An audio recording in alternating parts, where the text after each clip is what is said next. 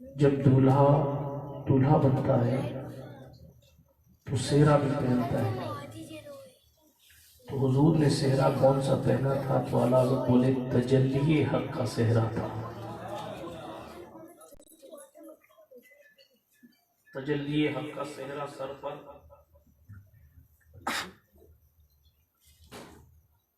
تجلی حق کا سہرا سر پر. اور بات ایسی تھی کہ جب دولہا بنتا ہے تو گھر والے صدقہ کرتے ہیں، کچھ پھینکتے ہیں، وارتے ہیں. یہ ہمارے ہاں رواج ہے. وہاں تھا کہ وہاں صلاۃ و سلام نچھاور کیے جاتے. دوسرے مصرے میں کہا دو رویا صف، سمجھا دوں. مصرے میں فرشتے دو رویا صف بنا کر، یعنی ادھر ادب سے کھڑے ہو کر حضور پر صلاۃ و سلام نچھاور کر رہے ہیں.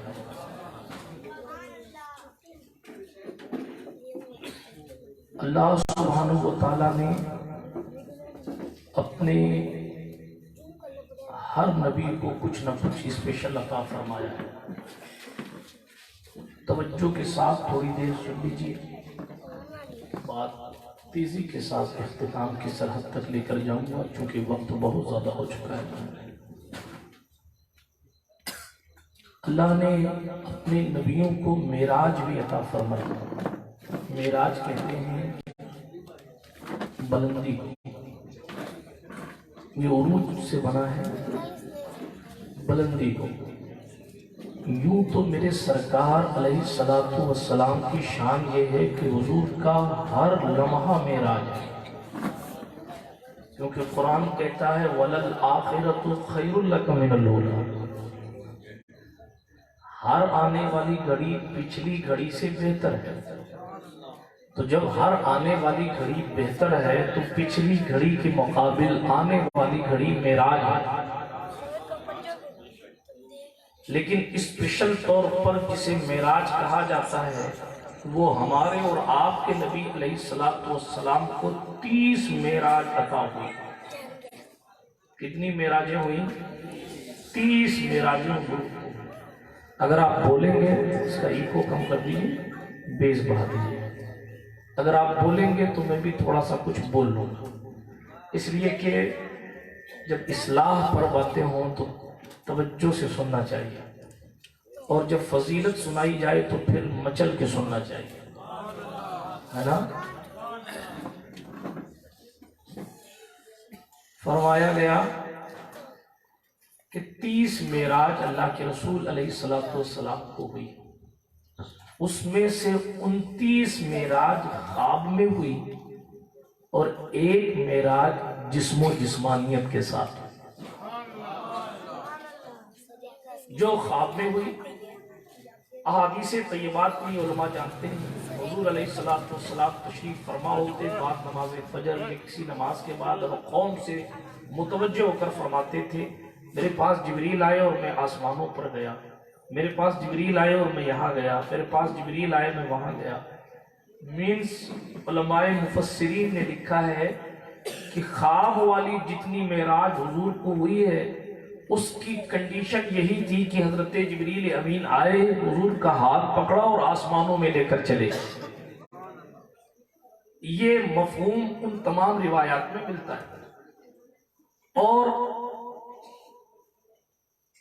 جسم والی جو معراج ہے،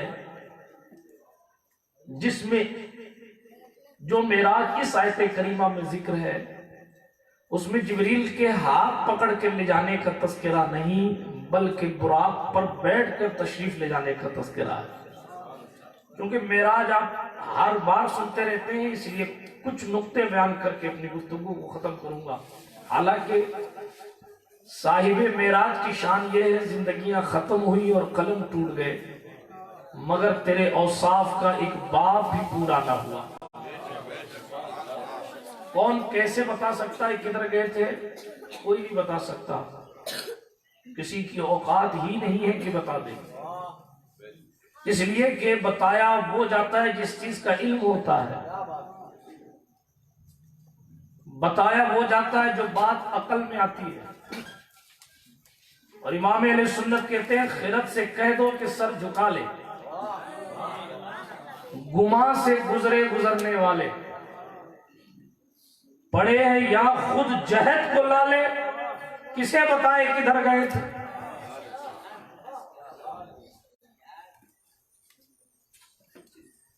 اللہ رب العزت جل مجدول کریم نے اس جسمانی معراج کا تذکرہ اس سورۃ الاسراء میں فرمایا، جس کو سورہ بنی اسرائیل بھی کہا جاتا ہے۔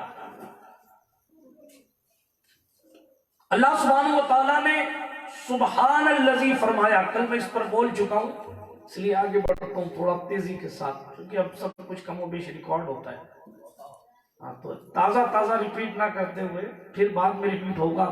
ابھی تیزی کے ساتھ کوشش یہ کروں گا جو کل بول چکا ہوں اس سے ہٹ کر جو بچا ہے میرے ناقص علم میں اس کو بولنے کی کوشش کروں، اشارہ کر کے گزروں گا صرف۔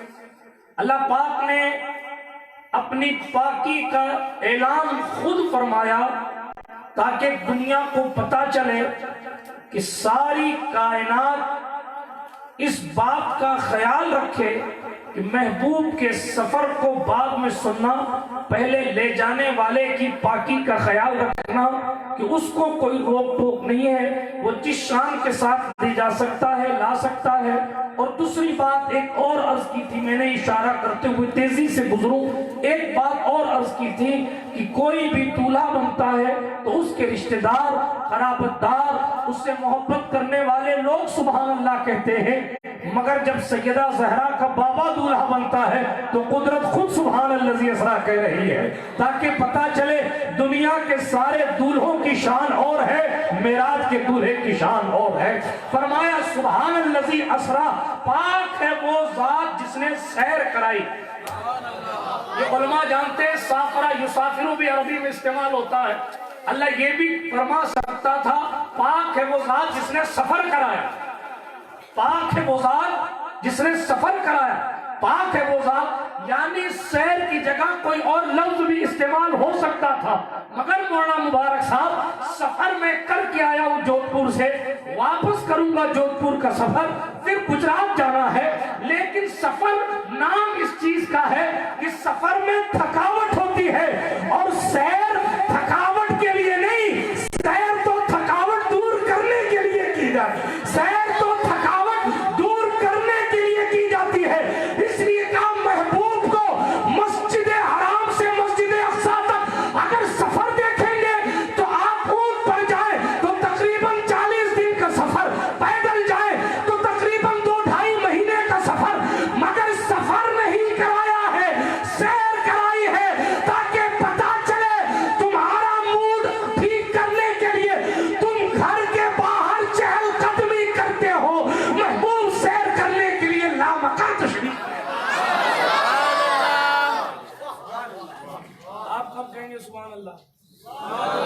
پیچھے والے کب کہیں گے سبحان اللہ؟ میں نے شروع میں کہا توجہ، ویسے میری عادت نہیں ہے سبحان اللہ کہلوانے کی، لیکن حضور کی فضیلت پر اگر نہ کہہ سکے تو پھر کس کی فضیلت پر کہو گے؟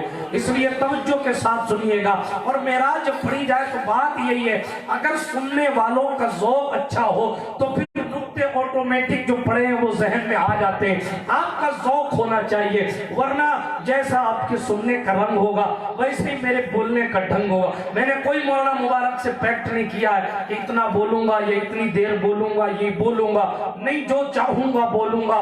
معراج مصطفیٰ ہے، اس سے بڑا موضوع کیا ہو سکتا ہے؟ حالانکہ جو مدرسے کے بچوں کے حالات دیکھے گئے، ان کی باتیں سنی گئی، اساتذہ کی باتیں اور اساتذہ کی محنتیں جو نگاہوں کے سامنے، اس پر بھی ایک مفصل خطاب ہو سکتا ہے، اس پر ان کی کوششوں پر ایک مبارکبادیوں کی لڑی بھی پیش کی جا سکتی ہے، لیکن چونکہ یہ سارا عروج معراج مصطفیٰ کا جس کو جو عروج ملا ہے، صرف عروج ہی نہیں، جس کو جو کچھ ملا، لا ورب العرش جس کو جو ملا ان سے ملا، بڑھتی ہے کونین میں نعمت رسول اللہ۔ فرمایا پاک ہے وہ ذات جس نے سیر کرائی۔